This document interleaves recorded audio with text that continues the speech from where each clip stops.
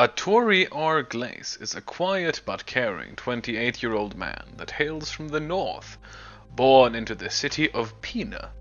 His height clocks in at 6 foot. Atori is the last descendant of the Glace clan. He was named after his father, Atori C. Glace, who was a decent spellcaster. Atori's family resided on the near outskirts of the town, somewhat close, but in a position where they would not be targeted by beasts before the town itself. His parents were rather untrusting of strangers outside their small town. Born into a seemingly stereotypical household, with his parents being somewhat powerful spellcasters, his parents held a very odd set of beliefs in order to maintain their powers. His parents could not eat meat, making them vegetarians. They could not drink alcohol. His mother could not cut her hair or touch a dead body. His mother could not sit facing in a certain direction, and his father made daily offerings such as food and flowers to keep the spirits happy. In exchange, they received the ability to modify one spell for each superstition they upheld.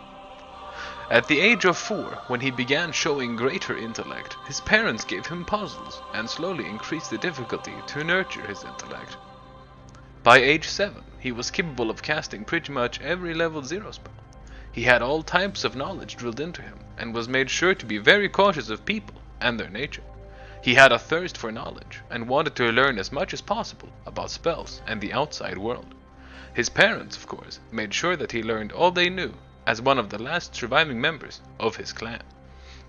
By age 8, he was allowed to pick other taboos passed down from his ancestors, picking 2 family heirlooms as a symbol of his taboo. He chose a mask that allowed him flight and a fauchard.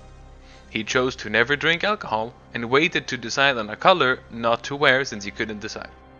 He was also taught camping after selecting his taboo, and was taught how to both survive alone and teleportation should anything ever happen to his parents. The idea of venturing outside further away from home fascinated him. After a lot of questions about why he wasn't able to talk to others from outside very often, his parents told him about their hardships in life and the reason they're not very trusting of others. One day, Atori kept asking too many questions about his family's history, but his father wished for him to live a peaceful life and attempted to scare him, telling him that his great uncle betrayed their clan, slaughtering them for the sake of power. That he was a strong individual that did not listen to reason. Atori's father told him that he died some time ago to a beast too powerful for any of them to challenge. This was a lie that only intrigued Atori and made him more curious about his family's history. This newfound drive only ends up becoming relevant much later in his life. He couldn't fathom how anyone could slaughter their own clan without reason, especially only to die at the hands of some other monster. He now got the idea of a big fish eat little fish world. The reason Atori told this to his son was because he hoped that his son would be too scared of his great uncle to ever seek him out. At age 10, after eating lunch and an hour of practicing with his fauchard, he chose to sit outside in the grass. Gazing at the local scenery, he muttered the worst words he could have ever chosen. "Won't something happen?" A few moments later, there was suddenly a lot of commotion coming from the town.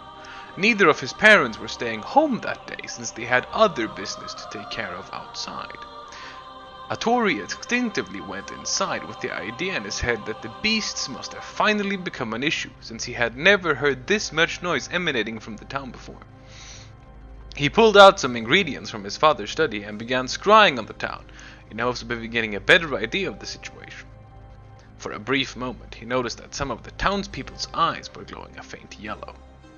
There were some weird fungi on the other side of the town the people had told stories about, which he learned from scrying.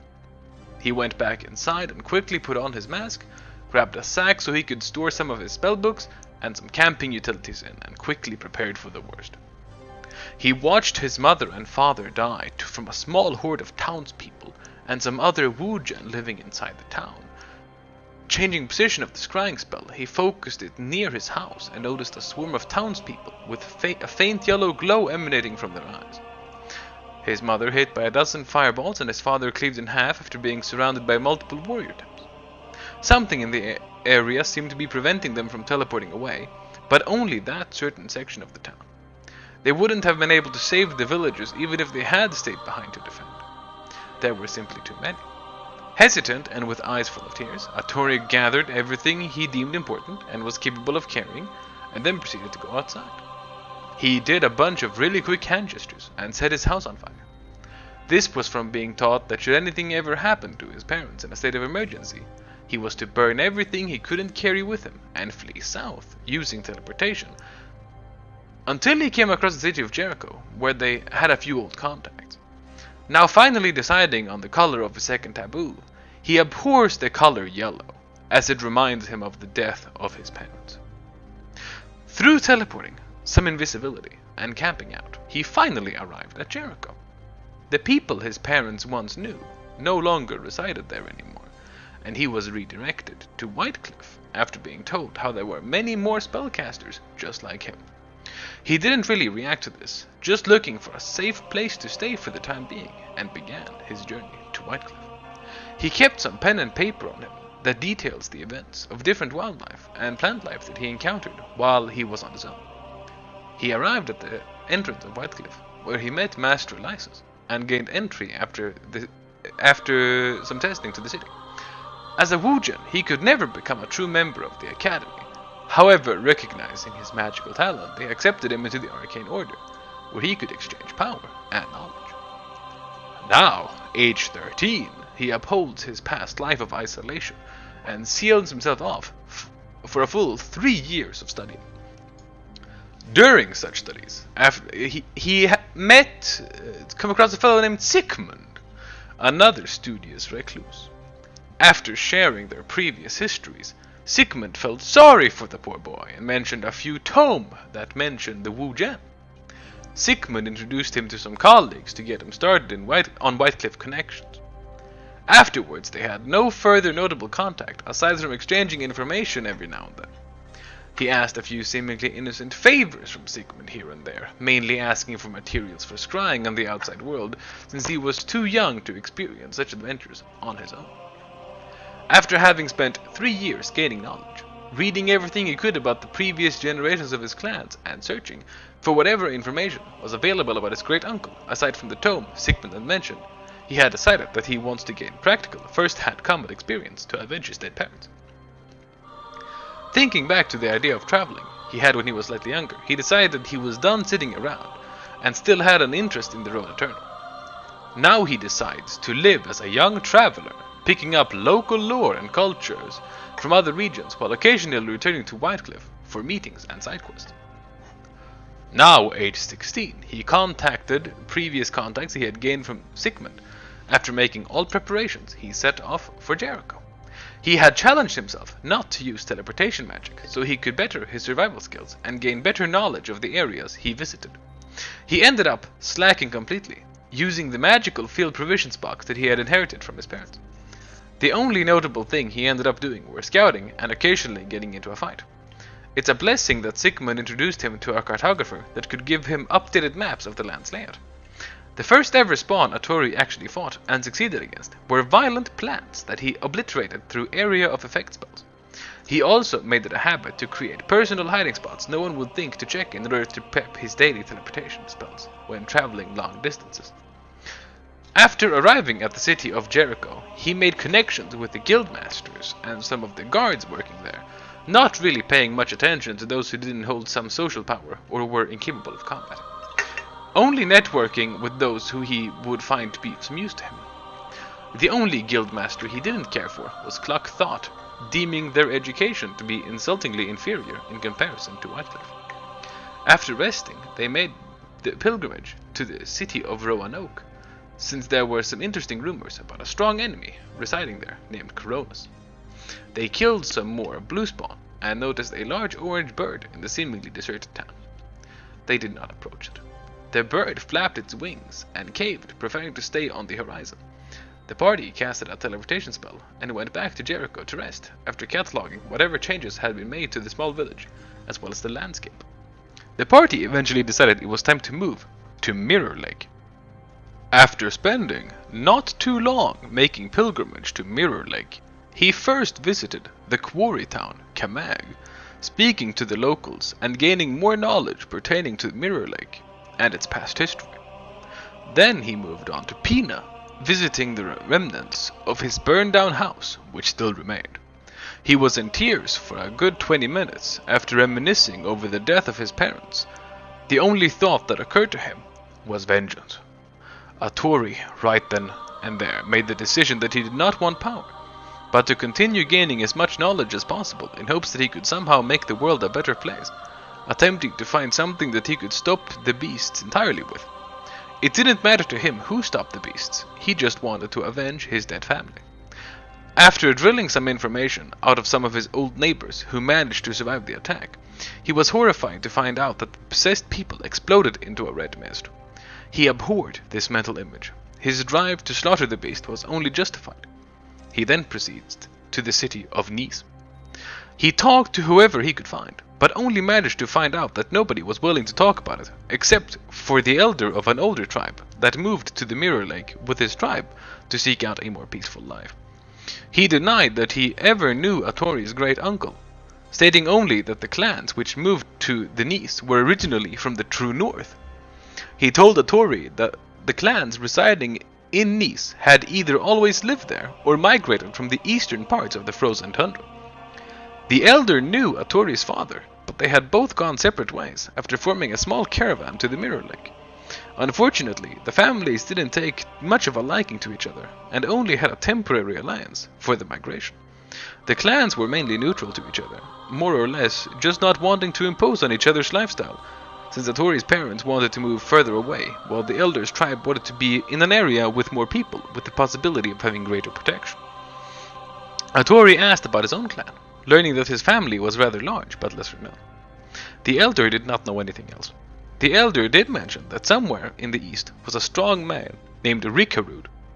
The elder's tribe didn't really have much involvement with the other clans, only helping Atori because he happened to be on the same path as them. After learning this, and a few legends about an individual named Rikarud, Atori decided that he himself was simply too weak, but would one day travel to the east to meet this man. After mapping, he returned to Whitecliff via teleportation. He carried out many different quests, and alternated between going on missions and being a shut-in, absorbing as much knowledge as he possibly could, in order to be fully prepared. Now 20, Atori resigns himself to 4 years of studying and scrying. Now aged 24, he has scryed on many different areas in order to gain a better idea of beast and spawn movement patterns. Now deciding that he has finished personal documentation of movements on the surface, he has decided to gain combat experience from dungeoneering. Atori managed to come across a small party of nomads that were about to begin investigating a dungeon he had heard about. They descended into the dungeon, and Atori solved pretty much all of the puzzles on his own. After solving the first puzzle, the entire party received a memory. A man who fell in love with a woman at first sight. As they continued to solve puzzles and unlock more memories, they found that this was a rather large dungeon with a lot of interconnecting floors that led to a temple at the very center. This tomb was dedicated to a lich's dead loved one, who he turned undead so that they could always remain together. There were servants, both undead and alive. The alive ones were some frail-hearted people who had previously solved the puzzles and empathized with the tragic tale of the lich, volunteering to protect the tomb. Atori made his way to the center in order to talk with the lich. The lich introduced himself as Igor, asking why the party had chosen to trespass. Atori explained why they were there and that the party no longer had any interest in looting the tomb. Igor was a name that was familiar to Atori, a figure he had heard about and discovered to also be from the true north. Atori asked the lich if he had known his great uncle. Igor responded, saying no, he didn't. He only knew that there was a small empire that used to reside in the true north. But he told Atori that he was welcome to talk to the residents of the temple and ask around. Atori then came across a Wujin that didn't know much other than that their own clan had passed down a story involving a massacre 40 generations back, causing some of the residents to flee to the east while others fled to the Mirror Lake. The lich apologized for not being able to give much information, as he didn't know much about the small empire to begin with, as what little he did know he had heard about from a few volunteers that chose to stay at the temple. He told Atori that he should visit the Archmage in the Sipka Plains. If that failed, talk to the elves of Anaklot instead. Atori explained that the Archmage is dead and thanked the Lich for what little information that he and the residents had to offer before returning to the entrance with the rest of the party. They eventually split due to different aspirations, and Atori unfortunately didn't waste much time with his current party since he deemed them useless. Atori decided to himself that talking to the elves is nothing more than a waste of time and proceeded back to Whitecliff. Atori spent the next 2 years of his life studying in Whitecliff, back to the same isolation he previously endured. A lot of this time was spent scrying on the true north. He also documented what he knew of his family history for the Whitecliff historian so that what is currently known of his people are not forgotten. One day, Sigmund asked Atori if he could do him a favor, mentioning that there was a girl named Lena who borrowed a book from him. He asked Atori if he could retrieve the book, and he did so. He knocked on Lena's door, and they exchanged greetings. Atori then returned to Sigmund with the borrowed book. During this time, he also considered opening up a bakery, despite that people get bread for free, and wanted a profitable source of income, thinking that maybe people would feel bad enough and buy his bread anyway, all because historians don't get paid much. He ended up not doing this because he himself also felt bad about taking advantage of others. Instead, he continued working at the academy. Now, age 26, after feeling he has gained enough experience from studying, slaying spawn, building up as many connections as he was able to manage, listening to the tales of many different travelers who were similar to him in some way or another, he finally worked up the courage to visit the High North alone. Some of his colleagues thought it was too dangerous, but didn't try to stop him. After waving them goodbye, Atori proceeded into the true north. He pulled his cloak over him and wandered the frozen wasteland. He traveled to the far eastern side of the wasteland and came across fewer settlements. He spent a bit of time documenting the area and mapping the land as best as he could with what pen and paper he had on him. After mapping one of the settlements, he decided to make contact with them. He had heard from the villagers that there was a mansion surrounded by castle walls in the far east of the frozen tundra. Intrigued, Atori began wandering until he eventually came across giant stone walls, the same ones the villagers described, and were too frightened to come close to. After approaching the entrance, he heard a voice beckon him from inside. He took out his fauchard and proceeded with caution. After a few moments of walking, the mansion the villagers mentioned came into view. Atori opened the door to the mansion and carefully made his way inside. There, on the throne, before him, was his great-uncle, Rikarud. Rikarud looked down at Atori, and their conversation went as such. Good evening. It's been a while, Atori. Why don't you take a seat over there? The man pointed at a nearby chair and table. Atori was slightly unnerved at the amount of magic teeming from this single, swole man. It was intimidating, but in a way comforting, as if he had recognized this energy from somewhere before. Who are you? Atori asked. I guess it isn't surprising that you don't recognize me, but I'm sure you're smart enough to figure that one out. Well, you must be Rikarud. Not just Rikarud.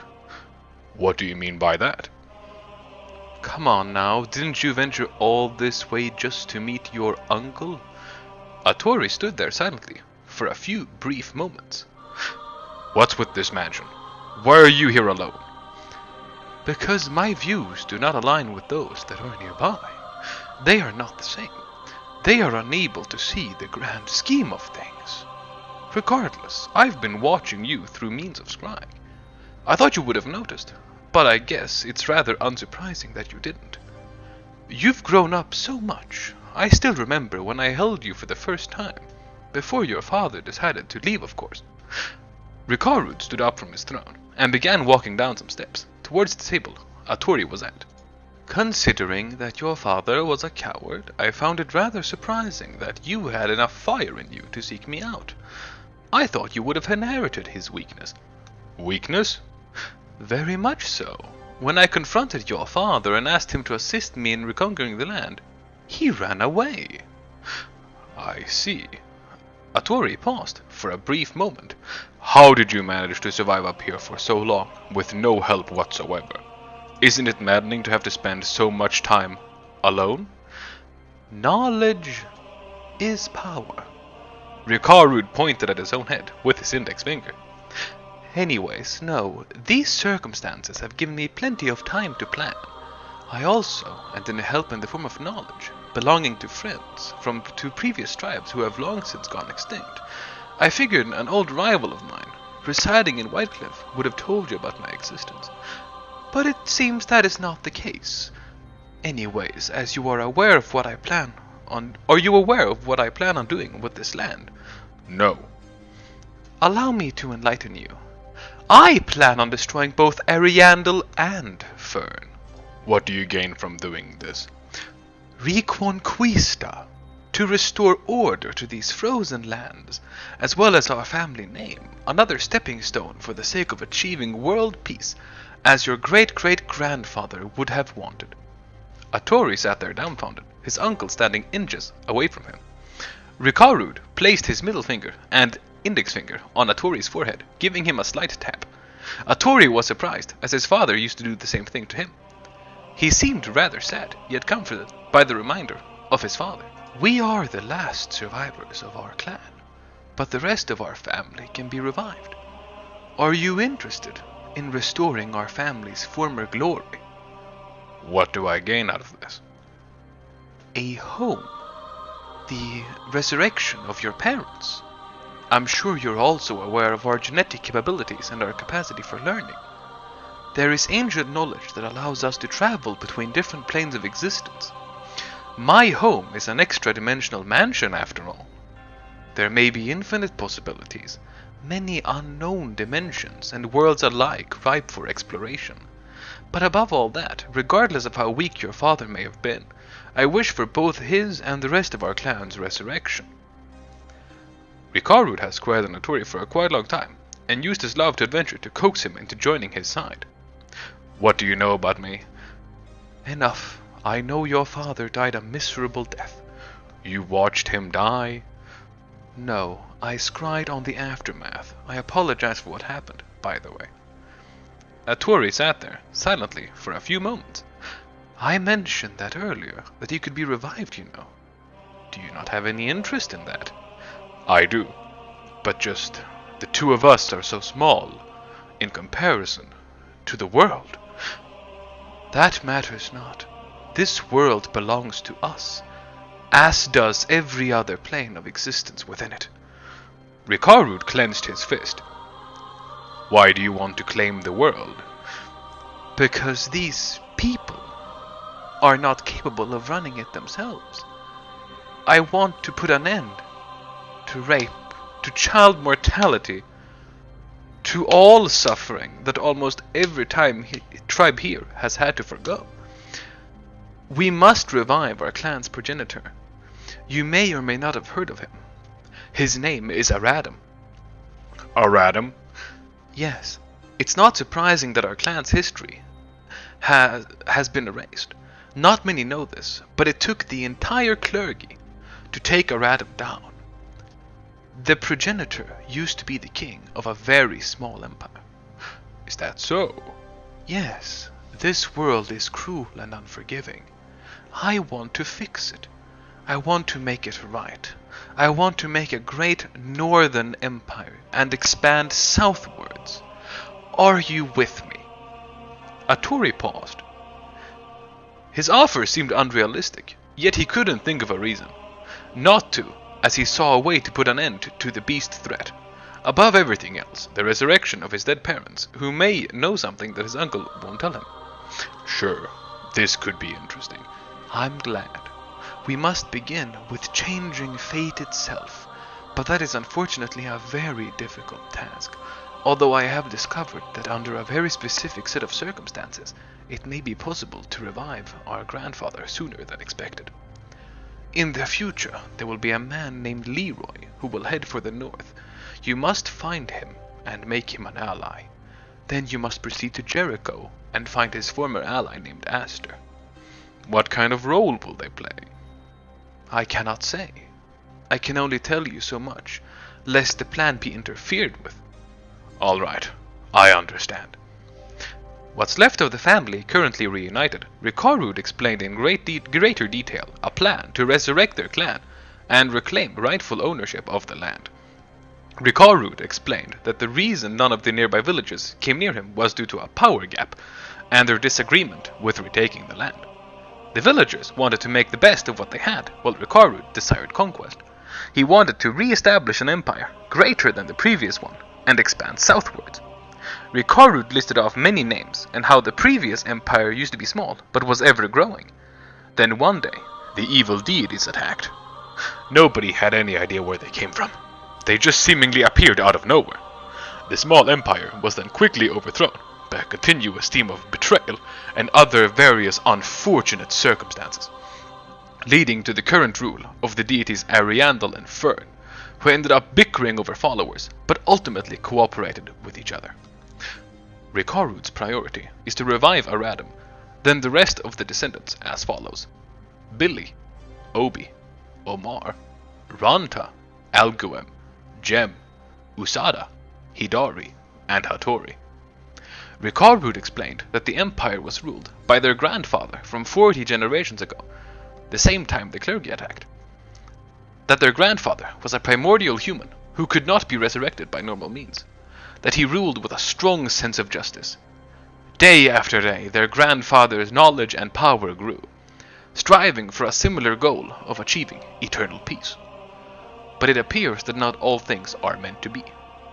Now, however, it is time to change fate. Atori found himself at another crossroads. Restore his family to its former glory, or return to a life of adventure, where beasts may be free to roam and devour innocent people. He chose the former, of course. He plotted, scheming with his great uncle in utter silence for 2 years, before returning to Whitecliff. His great uncle also taught him how to use shuriken during this time. Now, after having received instructions on what to do after observing the movement patterns of the Northerners, he returned to Whitecliff. His uncle set upon him the goal to become a master, or find one, and create his own customized spell to fix this harsh and desolate world. Now 28 years old, Atori has returned to Whitecliff. On one such return to Whitecliff, Lysis approached him, informing him that they are about to send a team of wizards north to find an important woman, who they need for their current fight against the beasts. Since he is the only Northerner in the Arcane Order, he seemed to be a perfect fit to act as a guide and assist the mission, for payment of course.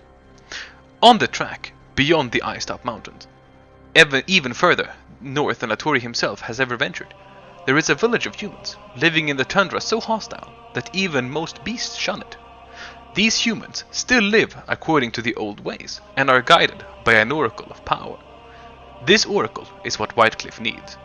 After a grueling trek through the mountains, costing the lives of half the group, they find the town, a few tents, with a large one in the center. There they find the oracle, who seems to be worshipping a small box. The people in town, including the oracle, are receptive to what the wizard have to ask. Regardless, the oracle demands to wait 1 additional day. The wizards comply, guarding her in shifts.